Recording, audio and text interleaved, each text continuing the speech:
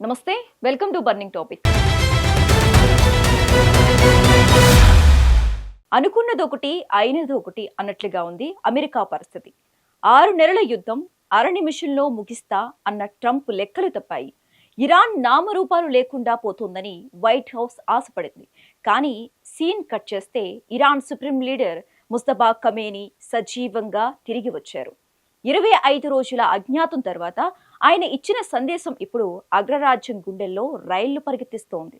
అసలు ఇరాన్ వ్యూహం ఏంటి? అమెరికా ఎక్కడ ఫెయిల్ అయ్యింది? మన తెలుగు రాష్ట్రాలపై దీని ప్రభావం ఎంత?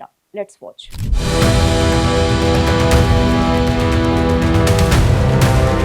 ముందు వెనక చూసుకోకుండా చెరువులోకి దిగితే మొసలి నోటికి చిక్కినట్టే. సరిగ్గా ఇప్పుడు అమెరికా పరిస్థితి ఇలాగే కనిపిస్తోంది. యుద్ధానికి వెళ్లేటప్పుడు 2 విషయాల్లో చాలా జాగ్రత్తగా ఉండాలి. 1, శత్రువును తక్కువ అంచనా వేయకూడదు. 2, మనల్ని మనం మరీ ఎక్కువ అంచనా వేసుకోకూడదు. కానీ ప్రపంచ పెద్దన్న డొనాల్డ్ ట్రంప్ ఈ 2 సూత్రాలను తుంగలో తొక్కారు. ఇరాన్ను తక్కువగా చూశారు. తనను తాను అత్యంత శక్తిమంతుడిగా భావించారు. ఫలితం ఇప్పుడు అన్ని చుక్కలే కనిపిస్తున్నాయి. యుద్ధం మొదలై నెల రోజులు దాటిపోతోంది. అమెరికా ఈ యుద్ధం ద్వారా ఏవైతే సాధించాలనుకుందో అందులో ఒక్కటి కూడా ఇప్పటి వరకు నెరవేరలేదు.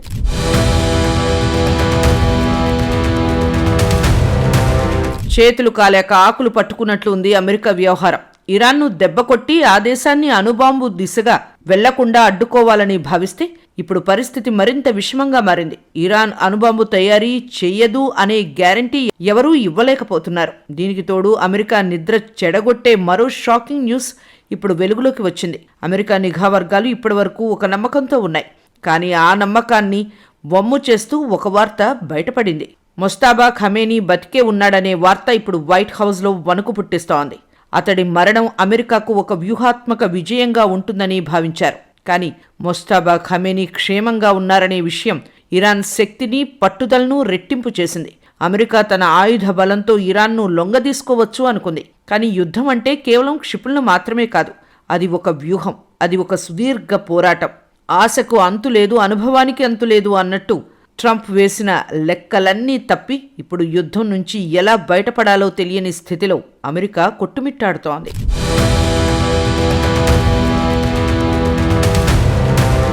యుద్ధం అంటే కేవలం ఆయుధాల మూత మాత్రమే కాదు, అది సామాన్యుడి జేబుకు చిల్లి పెట్టే ఒక ఆర్థిక విధ్వంసం. ప్రస్తుతం పశ్చిమాసియాలో నెలకొన్న పరిస్థితులు సరిగ్గా ఇదే సంకేతాన్ని ఇస్తున్నాయి. యుద్ధ రంగంలోకి దిగేటప్పుడు ఏ దేశమైనా 2 ప్రాథమిక సూత్రాలను గుర్తుంచుకోవాలి. శత్రువును తక్కువ అంచనా వేయకూడదు, మనల్ని మనం అతిగా అంచనా వేసుకోకూడదు. కానీ అమెరికా అధ్యక్షుడు డొనాల్డ్ ట్రంప్ అనుసరిస్తున్న దూకుడు వైఖరి ఇప్పుడు ప్రపంచవ్యాప్తంగా పెను సంచలనానికి దారితీస్తోంది. మరో 2-3 వారాల్లో ఇరాన్పై భీకర దాడులు చేస్తామంటూ ట్రంప్ చేసిన ఒక ప్రకటన ప్రపంచ ఆర్థిక వ్యవస్థను కుదిపేసింది. కేవలం మాటలతోనే యుద్ధ మేఘాలు కమ్ముకున్నాయి. ఈ ప్రకటన వెలువడిన వెంటనే స్టాక్ మార్కెట్లు ఒక్కసారిగా కుప్పకూలాయి. సురక్షితమైన పెట్టుబడిగా భావించే బంగారం, వెండి ధరలు కూడా భారీగా ప్రభావితమయ్యాయి. జస్ట్ ఒక్క ప్రకటనకే పరిస్థితి ఇలా ఉంటే ఇక నిజంగా దాడులు జరిగితే ఆ నష్టం ఊహాతీతం.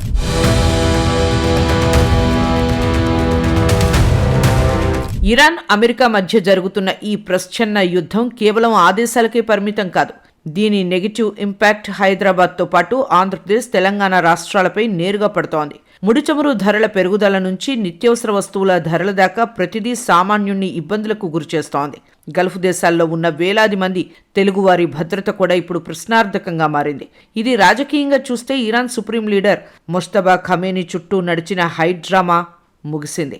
గత 25 రోజులుగా ఆయన అజ్ఞాతంలో ఉండటంతో ఆయన అసలు బతికే ఉన్నారా అంటూ ట్రంప్ సైతం సందేహాలు వ్యక్తం చేశారు. అయితే తాజాగా తెరపైకి వచ్చిన ముస్తఫా తాను క్షేమంగా ఉన్నానని చాటడమే కాకుండా అమెరికా హెచ్చరికలకు ధీటుగా సమాధానమిచ్చారు. ట్రంప్ వ్యాఖ్యలకు దిమ్మ తిరిగే సందేశాన్ని పంపడం ద్వారా ఇరాన్ తన పట్టును నిరూపించుకునే ప్రయత్నం చేస్తోంది. ఈ పరిణామాలు చూస్తుంటే రాబోయే 2 వారాలు ప్రపంచానికి అత్యంత కీలకమైనవిగా కనిపిస్తున్నాయి.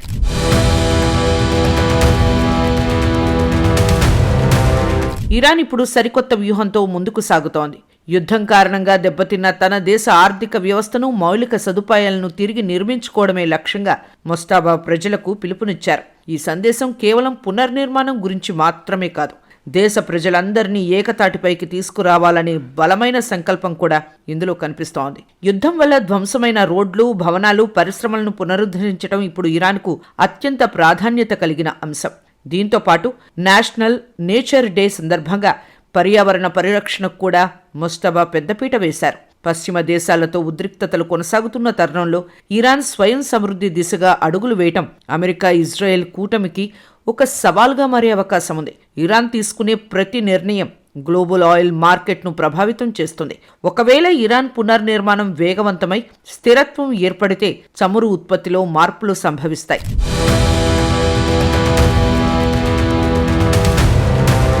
ఇరాన్ పరిణామాలు కేవలం ఆ దేశానికే పరిమితం కావు. హైదరాబాద్, తెలంగాణ మరియు ఆంధ్రప్రదేశ్లోని సామాన్య ప్రజలపై కూడా దీని ప్రభావం ఉంటుంది. అంతర్జాతీయంగా చమురు ధరల్లో వచ్చే హెచ్చుతగ్గులు మన దగ్గర పెట్రోల్, డీజిల్ ధరలను నేరుగా శాసిస్తాయి. రవాణా ఖర్చులు పెరిగితే నిత్యావసరాల ధరలు కూడా ఆకాశాన్ని తాకుతాయి.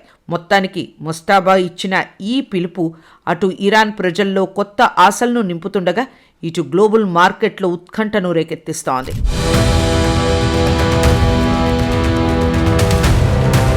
ఇరాన్ రాజకీయ యవనికపై ఇప్పుడు ఒకే పేరు మారుమోగుతోంది.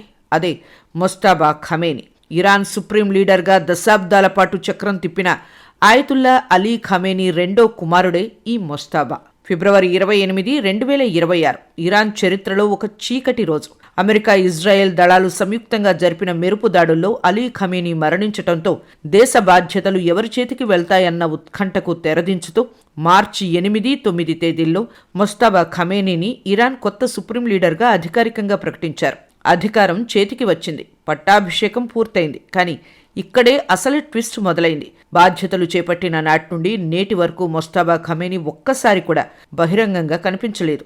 దేశాధినేతగా ప్రజల ముందుకు వచ్చి ప్రసంగించాల్సింది పోయి కేవలం రాత్రివేళల్లో ఆడియో లేదా టెక్స్ట్ సందేశాల ద్వారానే ఉనికిని చాటుకుంటున్నారు. ఆ వస్తున్న సందేశాలు కూడా నిజంగా ఆయనవేనా, లేక ఆయన పేరుతో మరెవరైనా డ్రామా నడిపిస్తున్నారా అన్న అనుమానాలు సర్వత్రా వ్యక్తమవుతున్నాయి. నిప్పులేనిదే పొగ రాదు అన్న చందంగా ముస్తబా అదృశ్యం వెనక బలమైన కారణాలే ఉండి ఉంటాయని అంతర్జాతీయ విశ్లేషకులు భావిస్తున్నారు.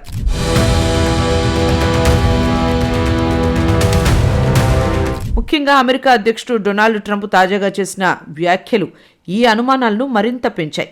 ఏప్రిల్ మొదటి వారంలో ట్రంప్ నేరుగానే ఇరాన్ నాయకత్వాన్ని ప్రశ్నించారు.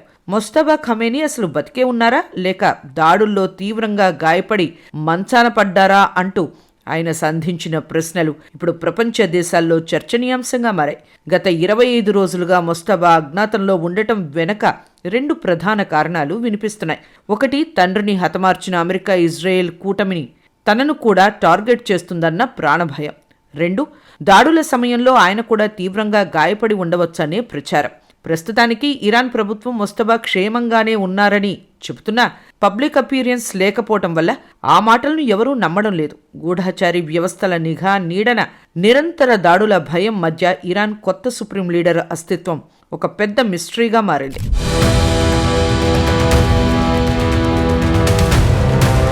ఇప్పుడు ముస్తబా బతికి ఉన్నారని ధృవీకరించినట్టుగా ఈ సందేశం వచ్చింది. ఇరాన్ ఇచ్చిన వివరాల ప్రకారం ఆయన గాయాల నుంచి కోలుకుంటున్నారు. ఇది అమెరికాకి షాక్. ఎందుకంటే యుద్ధం మొదలైనప్పటి నుంచి ఇరాన్ లీడర్షిప్పై సందేహాలు ఎక్కువయ్యాయి. ముస్తబా కూడా చనిపోయి ఉంటాడనే సందేహం అమెరికాలో ఉంది.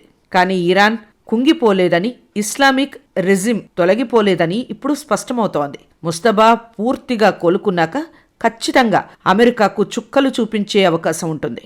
ఎందుకంటే ముస్తబా తన తండ్రి కంటే అత్యంత కఠినమైన వాడు. ఇరాన్ లీడర్షిప్ హార్డ్ లైన్ పాలసీతో ఉందని అల్ జజీరా ఏప్రిల్ 1, 2026 రిపోర్ట్ చేసింది.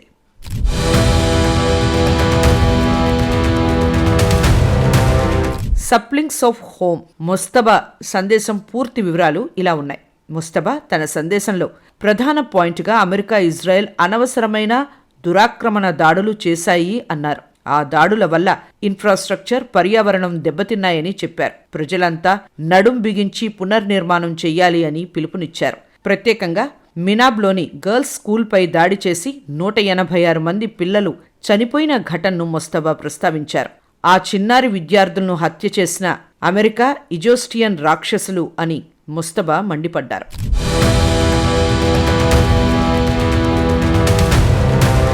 వారికి నివాళిగా పట్టణాలు, గ్రామాల్లో మొక్కలు నాటాలని, ఆ మొక్కలే రేపటి ఆశకు చిగురులు అని అభివర్ణించారు.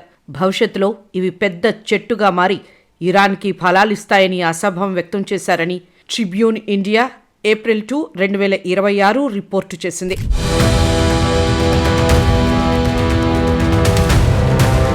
ఇది కేవలం మాటలు కాదు, జాతీయ స్థాయి క్యాంపెయిన్ మొదలుపెట్టినట్లు కనిపిస్తోంది. అభివృద్ధి, విస్తరణ, ఉజ్వల భవిష్యత్తు కోసం ఈ ప్రయత్నం అవసరమని ముస్తబా చెప్పారు. కానీ ముస్తబా చాలా మొండి నేత. తన తండ్రి కంటే కఠినమైన వాడు. కాబట్టి తన తండ్రి ఎలాగైతే అమెరికా, ఇజ్రాయెల్పై పగబట్టాడో అదేవిధంగా ముస్తబా కూడా ప్రతీకారేచ్ఛతో రగిలే ప్రమాదం ఉంటుంది. ఆ ప్రభావం అమెరికాపై ఎలా ఉంటుందో, మొత్తం ప్రపంచంపై ఎలా ఉంటుందో ఇప్పుడే చెప్పలేం. కానీ నెల రోజుల యుద్ధంలో ఇరాన్ తీవ్రంగా నష్టపోయింది. ఇళ్లు, రోడ్లు, స్కూళ్లు, ఆఫీసులు, సైనిక స్థావరాలు, చమురు క్షేత్రాలు, అణుస్థావరాలు, ఇలా కొన్ని వేల ప్రదేశాలు దెబ్బతిన్నాయి. ఇరాన్ మళ్లీ మొదట్నుంచి దేశ నిర్మాణం చేసుకోవాల్సిన దుస్థితి వచ్చింది.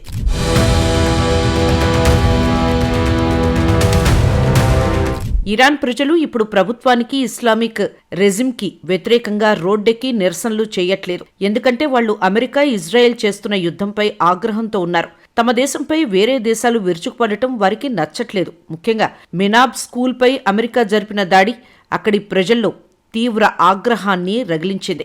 ఆ దాడిలో 186 మంది చిన్నారులు ప్రాణాలు కోల్పోయారు. దీనిపై ఓసారి స్పందించిన ట్రంప్ అది స్కూల్ అని తెలియదని అన్నారు. ఎంతో సింపుల్గా ఈ విషయాన్ని తేల్చేశారు. ఇవన్నీ ఇరాన్ ప్రజలు చూస్తున్నారు. ఇప్పుడు వారిలో అమెరికా, ఇజ్రాయెల్ పట్ల ఆగ్రహం మరింత పెరిగినట్లే.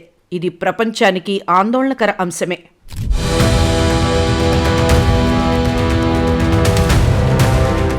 యుద్ధం ఇంకా ముగిసిపోలేదు. 2-3 వారాల్లో భీకర దాడులు ఉంటాయి అని ట్రంప్ చెప్పారు. కాబట్టి ఈ నెలలో కూడా మన ఏపీ, తెలంగాణలో సమస్యలు తప్పవు. మనకు గ్యాస్ కొరత అలాగే ఉంటుంది. పెట్రోల్, డీజిల్ ధరలు పెరుగుతాయేమో అనే టెన్షన్ ఈ నెల కూడా ఉంటుంది. బంగారం, వెండి ధరలు ఇంకా పడిపోవచ్చు. స్టాక్ మార్కెట్లు కూడా నష్టపోవచ్చు. రైతుల ఎరువుల ధరలు ఇంకా పెరగవచ్చు. నిత్యావసర వస్తువుల ధరలు కూడా పెరగవచ్చు. ఇది ఇండియాకే కాదు, మన ఇళ్లలో, మన జీవితాల్లో జరుగుతున్న నష్టం. యుద్ధం ఎప్పుడూ వినాశనాన్ని మిగులుస్తుంది. శత్రువు బలాన్ని తక్కువ అంచనా వేసి యుద్ధరంగంలోకి దూకిన అమెరికాకు ఇరాన్ గట్టి సమాధానమే ఇస్తోంది.